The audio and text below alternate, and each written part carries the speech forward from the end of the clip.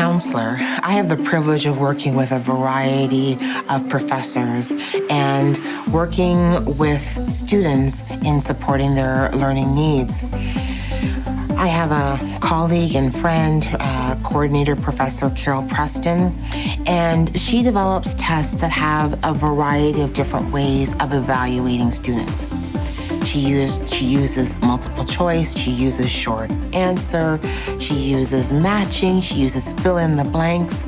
So students have a variety of ways in which to demonstrate their knowledge. The last 2 falls, I've been teaching environmental legislation, which is a little different. My background is science, so this is more of an arts type course, so a bit of freedom to do a little more things than in courses that are really high in content. A couple of years ago, I had 5 students on the autism spectrum who had enhanced supports to help them be successful. And one of the course requirements was an oral presentation that had been ever since the course was created 25 years before. I realized that those 5 students could not do oral presentations, so I just decided kind of on a whim that I would give the option to the whole class to decide, do you want to do an oral presentation or a poster presentation?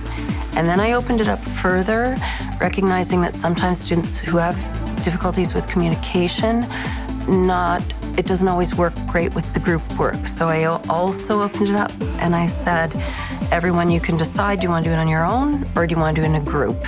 You tell me, poster, oral presentation, group, or on your own. I thought everyone would decide to do the poster, but it turned out that half the class wanted to do the oral presentation and the other half wanted to do the poster presentations. And I think they felt really good that they had some control over the decision and everyone seemed really satisfied. So I thought it worked well. In the classroom that I teach, like many Centennial College professors, I have students who have identified learning disabilities. I can think of a particular student who has difficulty actually putting pen to paper. So that student, if given the choice in terms of how to present their knowledge to me, and I give them options like an audio recording or a video recording versus a handwritten assignment, that student can present their strengths and their learning in the best way that works for them. Well, I'm fairly new to UDL, but when I was working at the Center for Students with Disabilities with apprentices and students in the School of Transportation programs, a lot of them had anxiety around the format that they were required to do assignments in. So it wasn't that they didn't like the content. It wasn't like they didn't like what they were being asked to do necessarily. It was the way they were asked to do it. It didn't play to their strengths.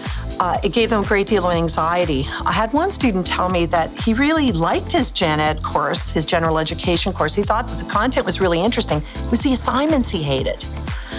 And that got me thinking. When I started teaching, I thought, wow, how can I address that? The thing about our classes, particularly at Centennial, is that we've got a huge diversity of students in our classes. We've got students from different programs. Some programs are more academically focused than others. We've got students with different levels of English language proficiency and different comfort levels with that.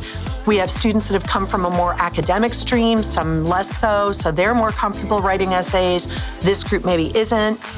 So giving them their assignments in alternative formats has turned out to be a real boon for all the students. Marketers have been actually using UDL for years, if not decades. Marketers have been thinking about mass customization. They've been thinking about mass personalization. They've been thinking about how do we give our consumers choice. So an example of that is actually, Starbucks. When you go to Starbucks, you can customize your order, right? You can put cream in it, you can put sugar, so on and so forth. But what's more is I can actually choose the experience I want given my personality of the day. So if I want to relax and linger, I can just go to Starbucks and hang out there for a couple of hours, maybe type, chat with a friend. Or if I'm a little bit cranky, well then I'm gonna order it in advance, swoop in, pick it up, and head out. So I actually get to make some choices on how I'm gonna engage with the brand.